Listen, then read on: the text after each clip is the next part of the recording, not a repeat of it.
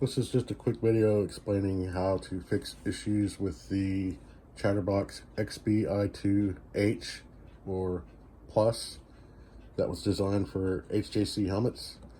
I know these are a little older, but there's still a lot of them available for purchase, and a lot of the reviews state that there's connectivity issues with the helmet and the Chatterbox itself. You have to wiggle the Chatterbox, or it doesn't want to seat correctly.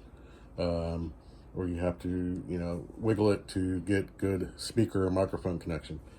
Well, I bought one new, even after seeing those reviews, because a good riding partner of mine uses this, and we wanted to be able to communicate, and I figured it couldn't be too big an issue to figure out. So immediately upon installing it in my brand new HJC helmet, I realized that I was having all the issues that everybody complained about in the reviews. It didn't want to seat properly. It was hard to seat. The speakers did not want to work unless you wiggled it just right, and all sorts of other things that kept popping out once you did get it seated, which is terrible because then you could lose the unit going down the road. So I started to look at it and try to figure out where the flaw in the design was, and I figured it had to be something to do with, the Chatterbox is manufactured and tested at one facility. The HJC helmets are manufactured and tested at a completely different facility. So there's going to be some variances in the Chatterbox units and the helmets and how they fit and where they interface with the gold contacts.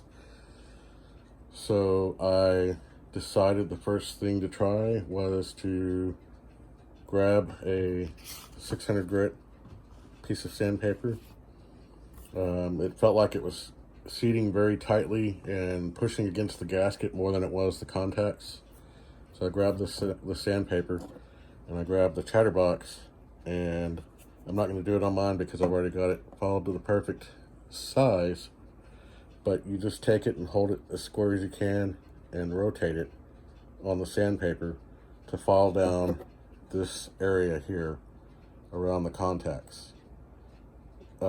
If it's popping out as soon as you touch it or try to put the helmet on, then you probably want to start by removing a pretty decent amount.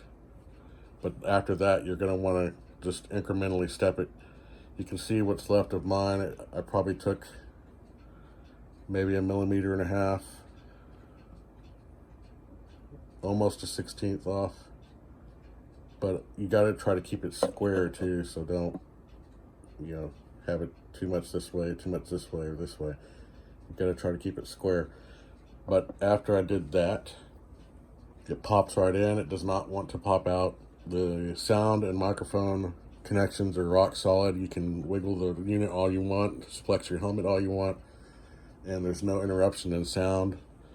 So these units are really great units, but there was always the fault of connection with the helmet, and that's where they get a lot of bad reviews. So if you're brave enough, or you have a really big need, like you're tied into this because other people that have it or whatever, don't be afraid to buy one to go with your HJC helmet and just modify the area around the contacts.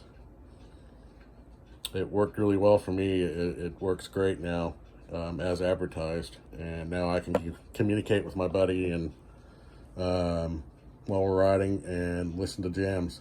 So let me know what you think about this video. Let me know if you try it and it works, and have a great day.